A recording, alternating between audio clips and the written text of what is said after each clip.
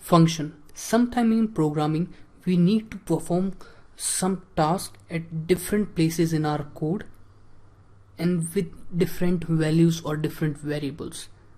Instead of writing the same code over and over at different places, we can write a generalized code block and which would be called a function, and we can just call it whenever it needed, give it the input values, and it will give us the output that we wanted to perform. Function. So a function is a piece of code which takes input values and return a result. Function can be used again and again, over and again, with different kind of value.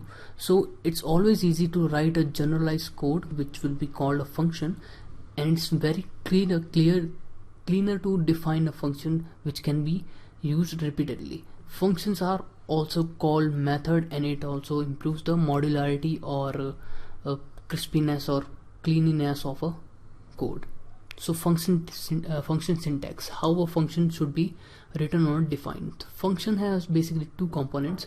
One is header, another one is body. So what header consists of is the name of the function, where we define the function name, and the second parameter would be second thing in the header would be the input parameters. The second part of the function is body. So body consists of all the procedure that we want the function to perform, or even the output that we want, how we want the output, we would just define there. There is an example of function. To define a function, we write def and the name of the function. In this case, the function name is square, and in the brackets we put the arbitrary value of inputs like a, x, y, whatever input that you want to take, and you can use generalized name, and then we use two colons, and then in the next line, which will be under the tab, we want to perform any action on the input variable. Like here I have performed a to the power a, meaning double star is the power, so I have performed a to the power a, and which I have stored it into C, and in the next line return C, which means that if I run this function giving it an input value of any integer or any float, it will give me the power value of the same number to the same number. We can try to see it in our code also. So I have defined a square a. First I have defined this variable. Now if I want to run this code, what I have to do is I will just write the name of the function square, and I will give the input value, which is, imagine I want to do 15 to the power 15, so square 15, and if I select it and run it, it will give me the answer, which is a lot. Okay, next we will try to write one more of our function. So here our task is to write a function which takes two numerical values as input and return the remainder when variable 1 is divided by variable 2. So I have written this code already. So I have defined a function divide, and the variable 1 I have given two variable and variable 2, and then I close it with a colon. In the next tab line I give any arbitrary value or whatever I want to print or take as an output, and I use the percent sign which will give us the remainder, or it would be better to call this function remainder. So I have given one function remainder which will take two variables, variable 1 and 2, and this function what it will do is it will divide or find the remainder by dividing variable 1 by variable 2, and the remainder will be stored in a, which would be printing when we run the function. So I have defined the function, and I will just execute the function. Now it's part of the memory of the code, and if I have to use this function, I will just write a remainder, and I have to give two values, which one is variable 1, I'm giving it a 6, and the second variable I'm giving it 5. So if I run this code, you can see that it is giving me remainder 6 divided 5, the remainder is 1.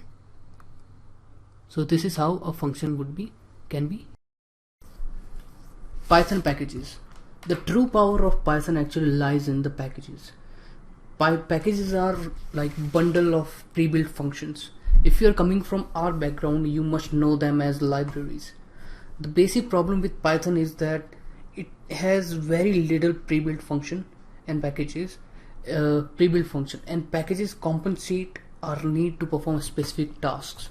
Okay, so what are the packages? We will discuss in detail. A package is a collection of functions. Okay, so this is a properly structured function created by some great programmers and some great incubators and some great companies. They have provided us free of cost or open source packages to use for scientific purposes that we are going to use in our course. Many of the functions are only available via packages. Just like I said, Python do not have very rich inbuilt library. Without packages, we won't be able to perform certain tasks. For example, here we see that log10. If we try to run the log10 in our console, we won't be able to get any result because Python directly does not recognize log10. To do so, we need to import the math package, which will allow us to work with any mathematical functions. We will try to run it in our console and see how it can work. Like we have log10. If I try to select it and run it, we see Python throws an error. Just even for exponential 5, it throws an error, and if I want to calculate the square root of 256, it also gives us an error. So to overcome this problem, we need to import the math package. So to import any package, we can just use the import and then space the name of the package. There are certain other way and other parameters or variables to import the package. We will see further. So once I import the math package, now if I want to do log, so math package comes with few functions like log function, exponential function, square root function, and there are many functions which are related to math will be coming with this math package. So to call the math package, first we need to write the name of the package, and then with the dot, the function which is built in the package. This will call the function log, and in the bracket I have given the value 10, and this function this time it will run perfectly. So similarly, if I try to run math.exp 5 with the exponential value of 5, it will be given. If I want to do square root, math.sqrt of 256 will give me a correct result.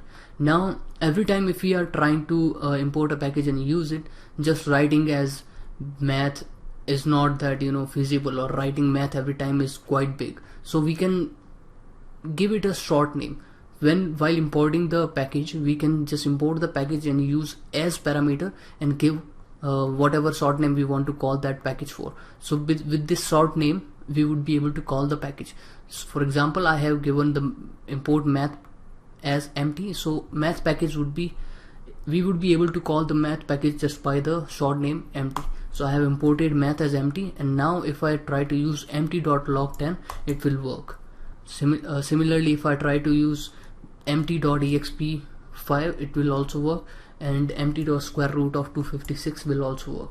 Now this is also hideous. Every time we have to use empty? No, not necessarily. There is one more way to call the package, and the function which are defined in the package will be we will be able to use them by their default function name also. The way is to install the math package, like from math import star. What it will do is it will go to the math package from math, and from there it will import star, mean that it will import every package or every function that it has pre-built in. So to call that function, it will be easy for us because that would be just in the basic name of that function. So I'm importing math from math, I'm importing star, meaning that all the pre-built function in the form they are, it will be installed. Now if I try to do log 100, it will definitely work even without using empty or calling functions. So a few packages that we need to consider. To be a good data scientist in Python, we need a few packages which are quite essential. Those packages are NumPy, SciPy, Pandas, scikit-learn, and matplotlib. What these functions are and what they are for and how to use them, we will learn in the basics of them. We will just see how to use them in next video, but more detailed explanation we will see and understand over the period of this whole programming Python machine learning course.